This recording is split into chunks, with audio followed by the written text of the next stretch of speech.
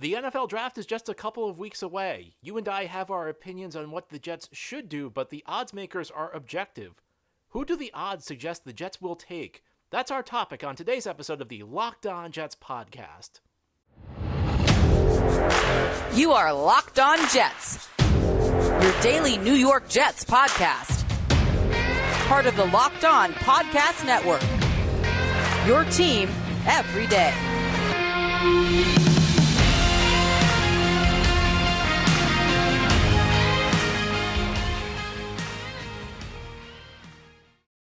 Welcome. This is the Locked On Jets podcast, part of the Locked On Podcast Network, your team every day. It's Thursday, April 14th, 2022, and I'm your host, John B. from GanggreenNation.com, thanking you for making this show your first listen or your first watch every day.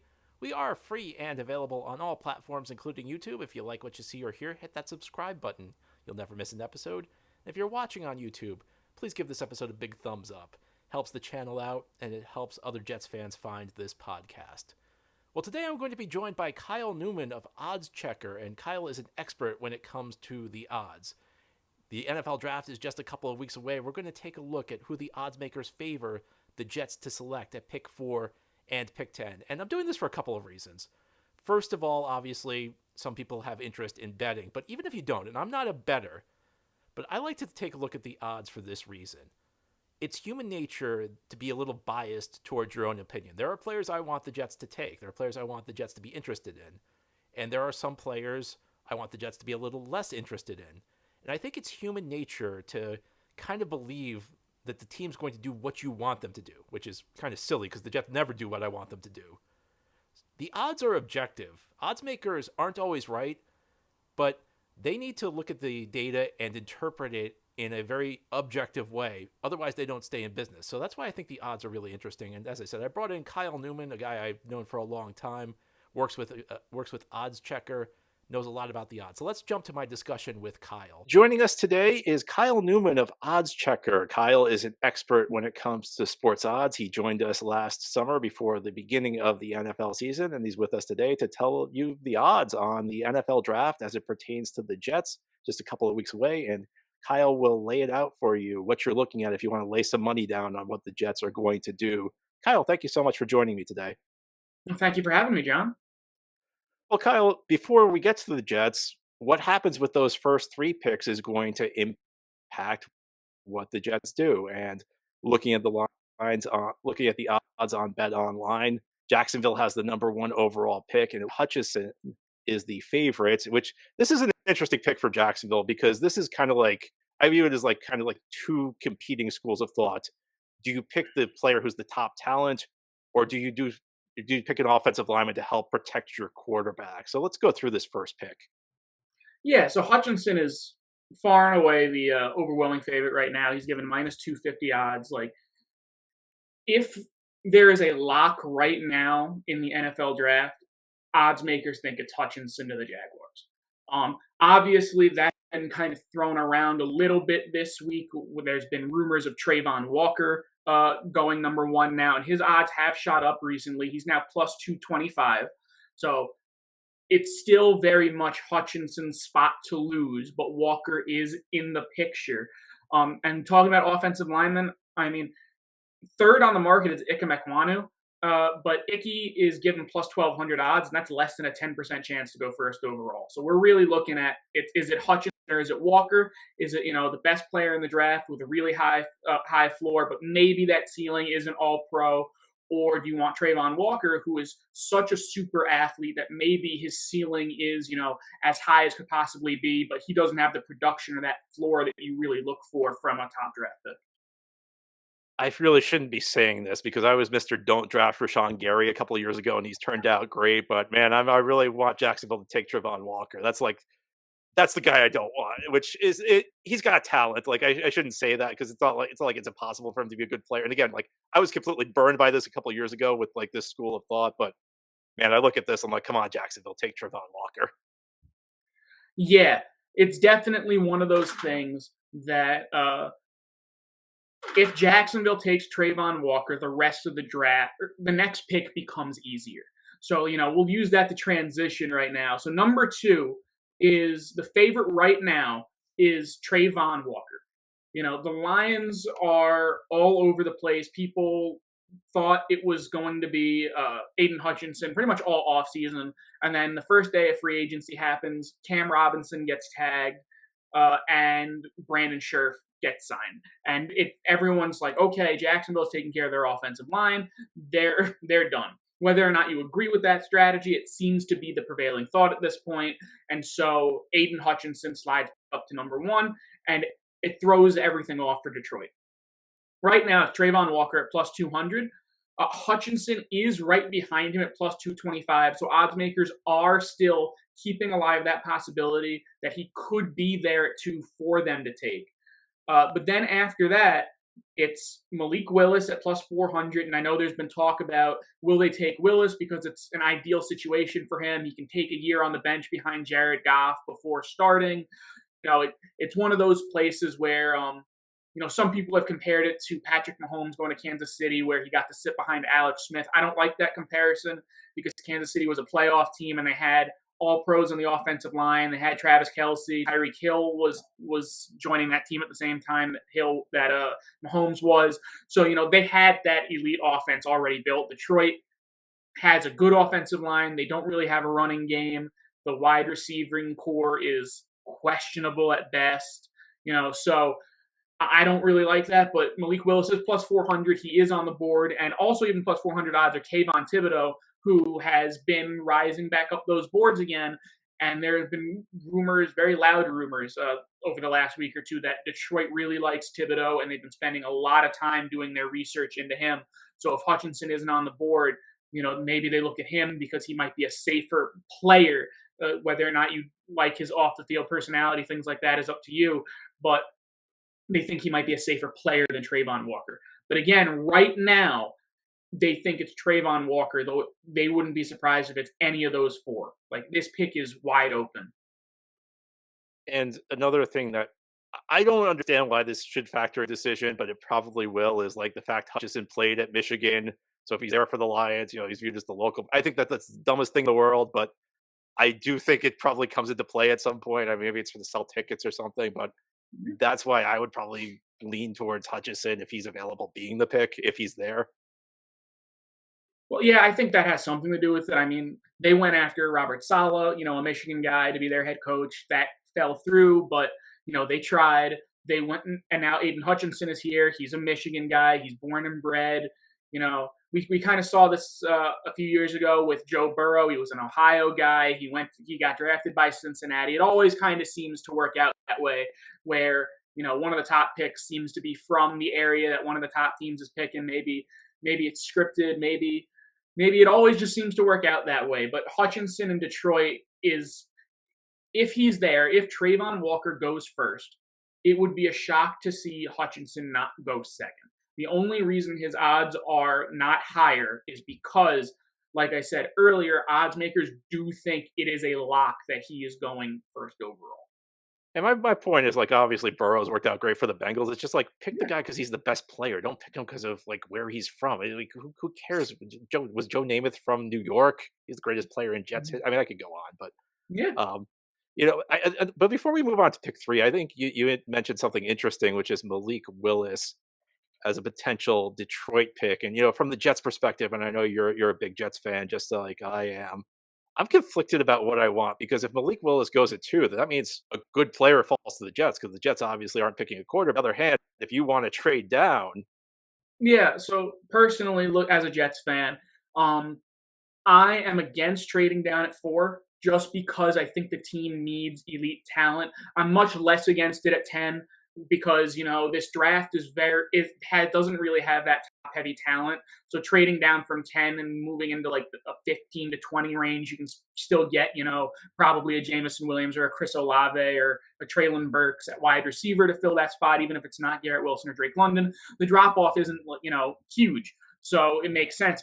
At 4 though, if you have the opportunity to take maybe the best player at a position like Sauce Gardner, potentially Ike Ekwonu, or maybe it's Kayvon Thibodeau, who nobody thought would be on the board at 4, 2 or 3 months ago.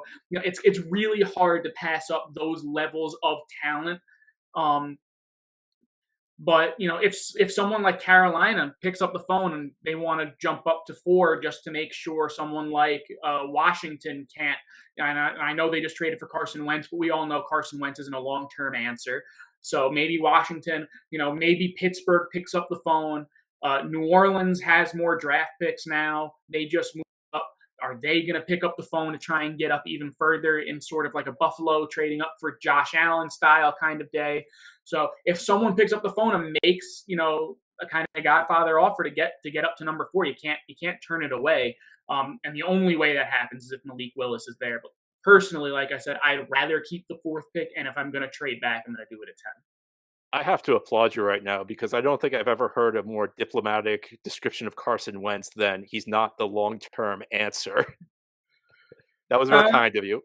Yeah. That trade is a whole other story that I don't think he's that much of an upgrade over Taylor Heineke to begin with, but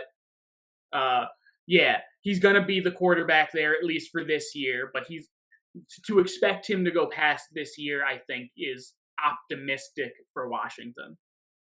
All right, so pick 3. Houston's making the selection, at least unless they trade down. So what do the odds makers say, or what are the odds makers expecting with that one? Yeah, this one is a little bit more cut and dry. They think it's an offensive tackle here. They got Ike Ekwonu at plus 175, and then it's Evan Neal at plus 275. So, it might be a little bit surprising to people because, Laramie Tunsil's at left tackle. That's not their biggest need, but, Titus Howard hasn't really worked out the greatest at right tackle. So moving on from him is probably something at the top of their list. And even though they need all that help defensively, I mean, Ike Ekwonu has an argument for being the best player in this draft overall. So to pass on him is kind of hard to see. But if they do, there are a few. Trayvon Walker is given plus 500 odds. That's less than 20%, but he's there. But again, odds are it's very hard to see him here unless it's Hutchinson Thibodeau 1-2 or Hutchinson Willis 1-2. And again, that's possible. Odds makers just don't see it as likely right now. If it's not him, Kyle Hamilton finally jumps onto the board here at plus 550. I know a lot of people have been talking about him since his pro day. Is he athletic enough to be taken this high? He's a safety, and it's already hard for people to wrap their heads around. But when someone runs a 4.7 at their pro day, even though he ran 4.5 at the combine, it starts getting into people's heads. But he's on the board here. Kayvon Thibodeau's plus 750 here. So odds makers really don't think there's much of a chance here. That's 11.8% chance that he goes here. So they actually like his chances of going 2 better than they do it at number 3. So it doesn't seem like Houston has that much interest. And I think that kind of goes back to the Patriots way. Nick Caserio wants to run his organization a certain way, and having someone who may have perceived off the field issues usually isn't a very Patriots thing unless they're an established player. Like they didn't really have a big issue with a guy like Randy Moss because the talent was there and Bill Belichick was just going to get rid of those off the field issues by making him follow certain rules. When someone isn't really established, the Patriots don't usually like to go out of their way to grab them because it's usually a headache to try and get them into their rule set. And so the Texans, who are trying to emulate that, probably want to avoid Thibodeau. And then, again, Sauce Gardner, another defensive back, jumps onto the board for the first time at a plus 800 or an 11.1% chance. Again, it's a cornerback. He's a very talented guy. He will probably be cornerback 1 in this draft class. But the odds that he goes here instead of some of the higher priority positions like edge rusher or offensive lineman, it just doesn't seem likely right now.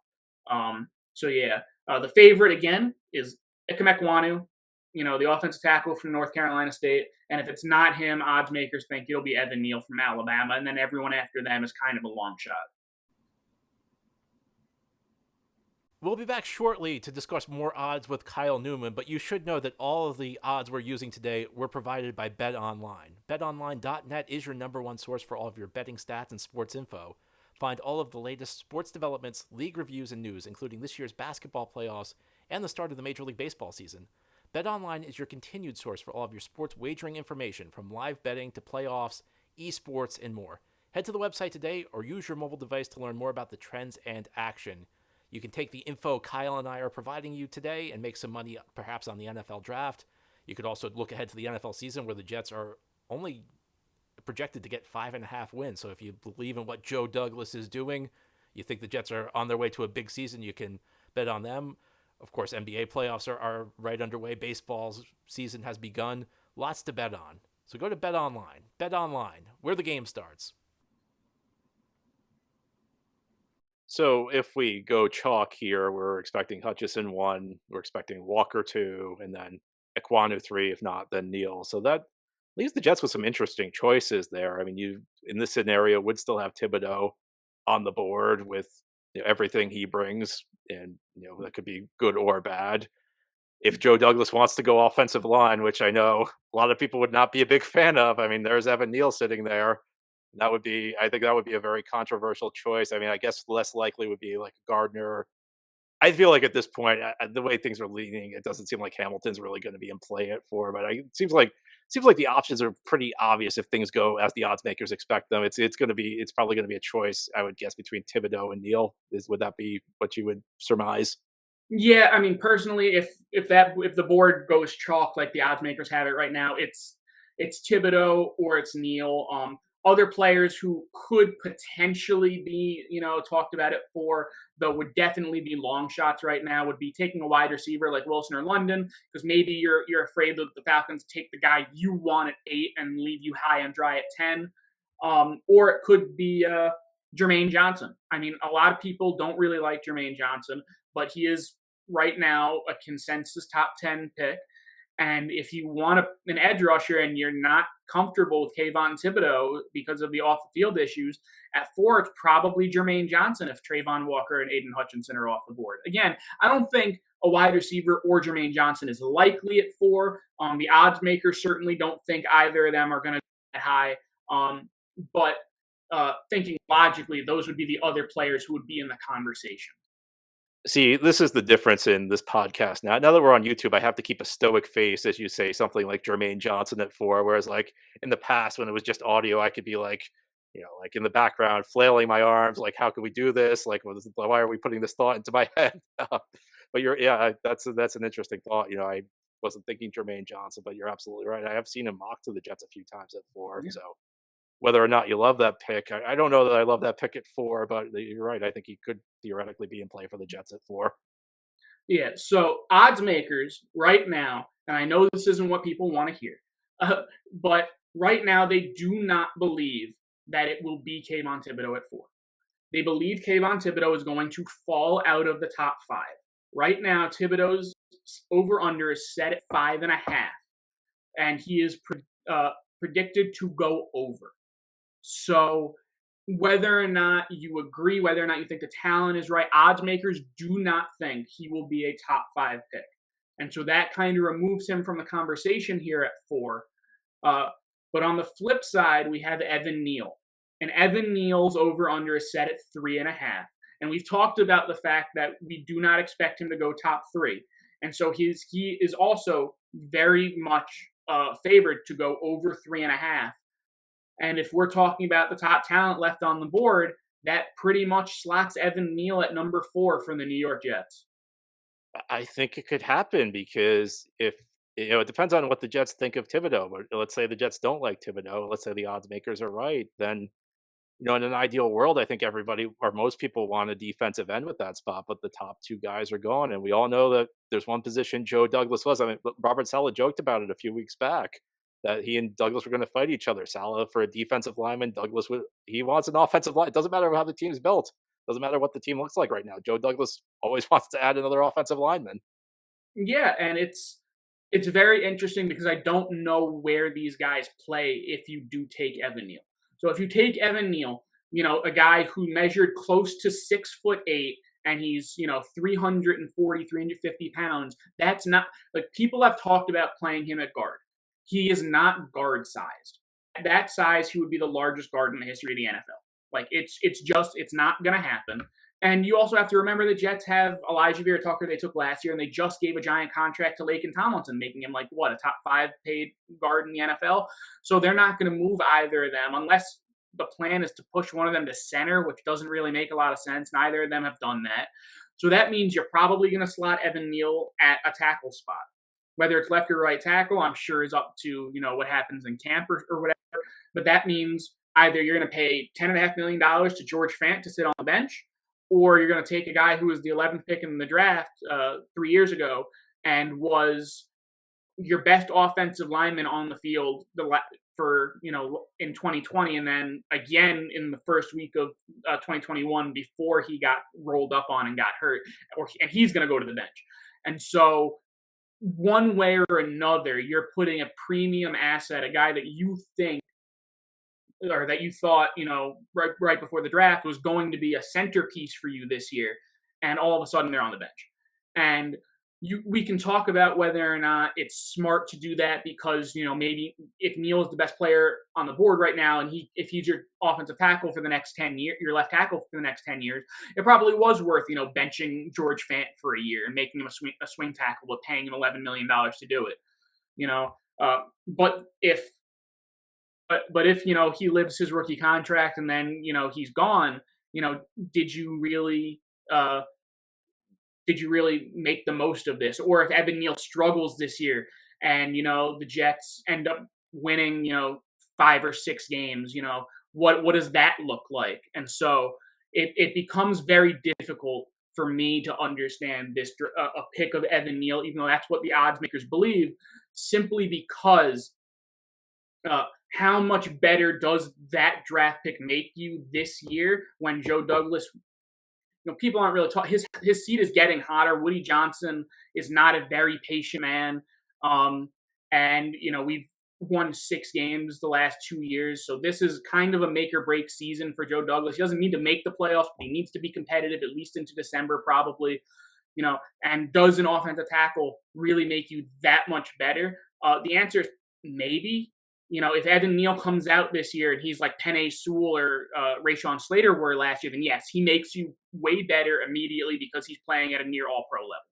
But if he's not at that level, if he's just above average or average, then there's not really much that's being changed here from year to year. And so it's hard for me to get behind the offensive. It becomes the Leonard Williams pick all over again, where you get a guy who's a decent player, but doesn't really move the needle for your team because it was a spot your team was already relatively strong in.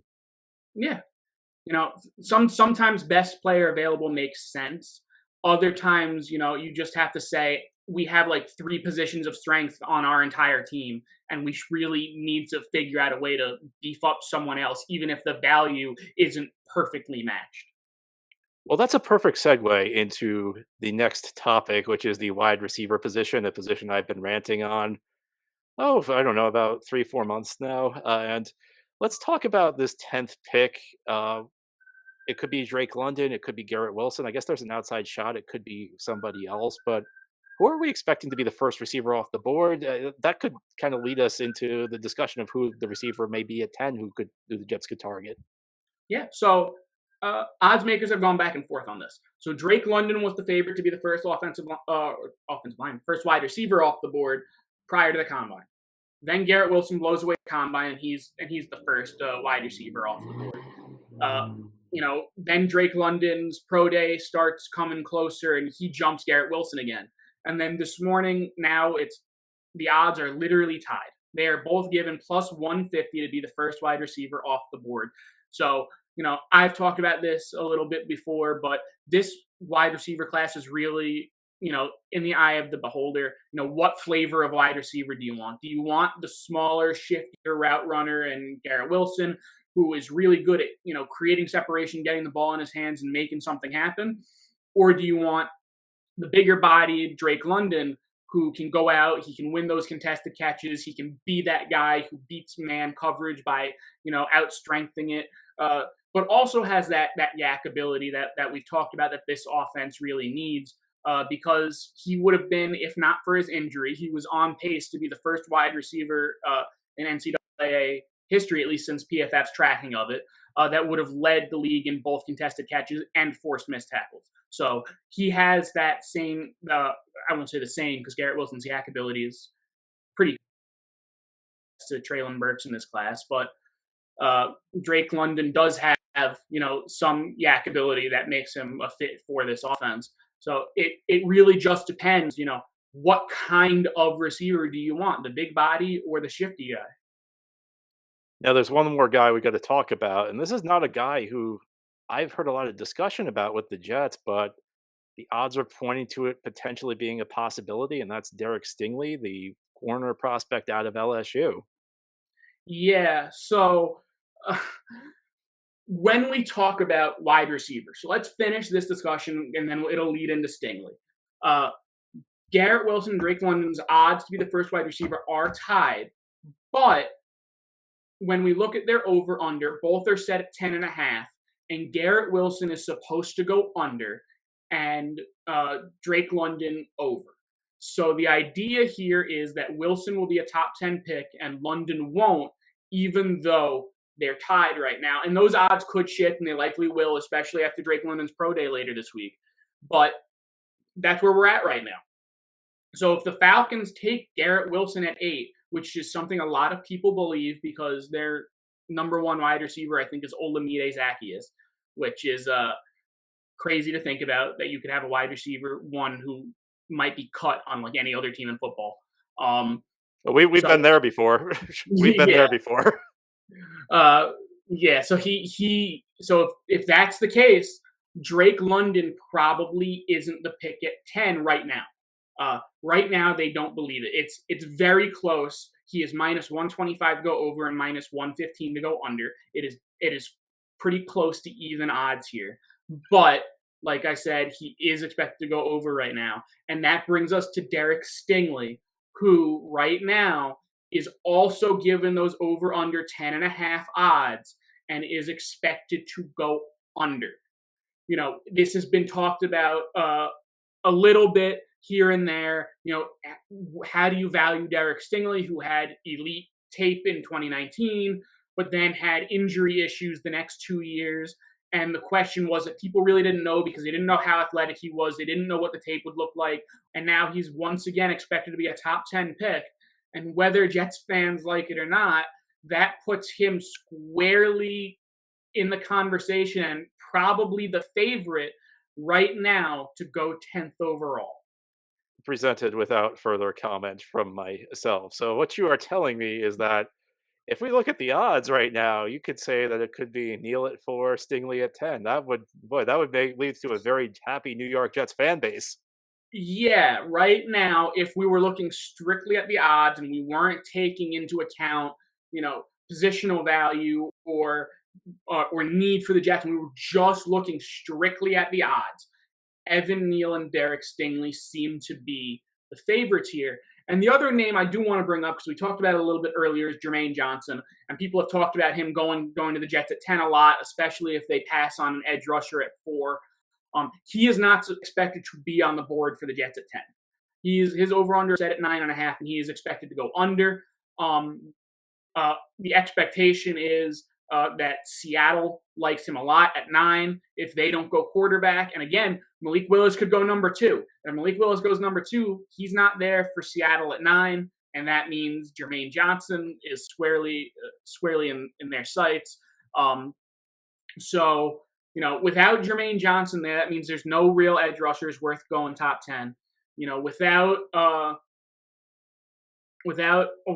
Garrett Wilson there, Stingley's odds are better than London's. And just for the sake of it, I will bring up Kyle Hamilton and Sauce Gardner, 2 other players who have been talked about as potentially going to the Jets. Sauce Gardner's over-under set at 7.5 right now. He is expected to go under. Whether or not you believe that, the Giants make a lot of sense for him at 7, especially because they need help on, at both edge and offensive line. That's kind of the expectation right now, is the Giants at 7. Kyle Hamilton his over-under is actually set at like 11.5. He's kind of fallen off. People don't really expect him to go anywhere. If he gets by Detroit and Houston at 2 and 3, people expect him to have a pretty long draft night and wait into that potentially 11 to 15 area.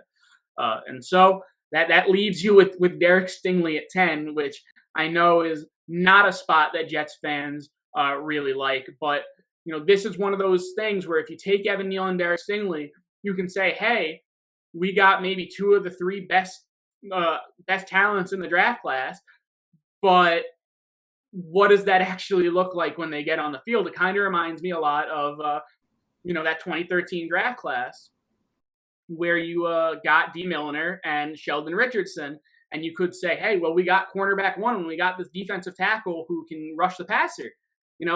This is great. And then, of course, Milner had his injury issues, and Sheldon Richardson, joined of defensive tackles, okay at rushing the passer and really good at stopping the run. So does Evan Neal and Stingley work out that same way where you end up with, some injuries and some average play, or does it finally work out where just taking the best player available finally hits for the Jets? That's kind of where we're at with these odds right now. So what I'm hearing is Neal at 4, Stingley at 10. And I love that because, for once, everybody can be mad at somebody else. Everybody's always mad at me when I say stuff, so you can send all your hate mail to Kyle on that. Anyway, Kyle, thank you so much for joining me today. Lots of great information, and hopefully have you back before the start of the season. Yeah, thanks for having me again, John. It's always great to talk Jets odds. Well, that's our show for today. Thanks again for listening or watching, and thanks again to Kyle for stopping by and providing us with that great information. This has been the Locked On Jets podcast, part of the Locked On Podcast Network. As always, if you enjoy the show, subscribe to it. You'll never miss an episode if you do so. And if you're listening on a podcast source, give the show a 5-star review. If you're watching on YouTube, big thumbs up for this episode. Hope you have a great Thursday, everybody. We'll be back tomorrow to close out the week.